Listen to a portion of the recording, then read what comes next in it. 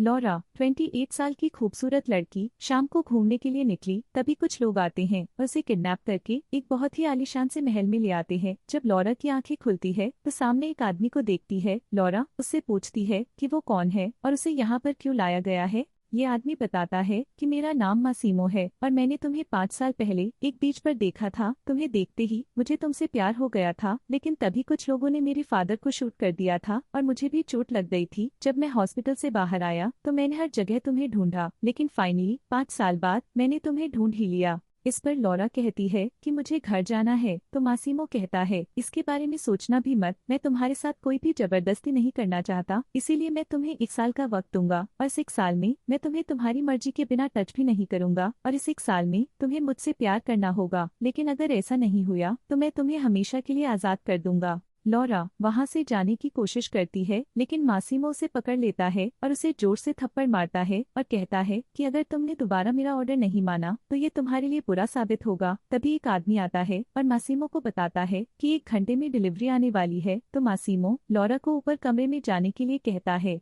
थोड़ी देर बाद लॉरा वहां से भागने की कोशिश करती है, लेकिन जब वह बाहर जाती है तो देखती है कि मासीमो के हाथ में एक गन है। तभी मासीमो एक आदमी को शूट कर देता है, जिसे देख लॉरा बेहोश हो जाती है। फिर जब लॉरा की आंखें खुलती है तो मासीमो कहता है कि तुम्हें उस वक्त नहीं देखना चाहिए था। खैर 1 घंटे में हम दोनों शॉपिंग के लिए जाने वाले हैं, तो लॉरा मना कर देती है, लेकिन मासीमो कहता है कि ये मेरा ऑर्डर है। लॉरा मासीमो से पीछा छुड़ाने के लिए काफी सारी शॉपिंग करती है। तभी मौका देखते ही लॉरा वहां से भागने की कोशिश करती है, लेकिन मौका मिलते ही वे भाग जाती है। लॉरा वहां पर पुलिस वालों को देखती है तो उनके पास मदद के लिए जाते हैं। तभी वहां पर मासीमो पहुंचता है तो उसे देख पुलिस भी सल्यूट करके वहां से चली जाती है। मासीमो लॉरा से कहता है कि वो चाहे कितनी भी कोशिश कर ले, लेकिन ये 1 साल उसके साथ ही बिताना पड़ेगा। लॉरा कहती है कि ठीक है, लेकिन मुझे एक बार अपने बॉयफ्रेंड से बात करनी है, तो मासीमो कहता है कि उसका बॉयफ्रेंड उसके लिए सही नहीं है और वो उसे चीट कर रहा है, जिस पर वो लॉरा को उसके बॉयफ्रेंड की कुछ फोटोज दिखाता है जिसमें वह किसी और लड़की के साथ संबंध बना रहा होता है।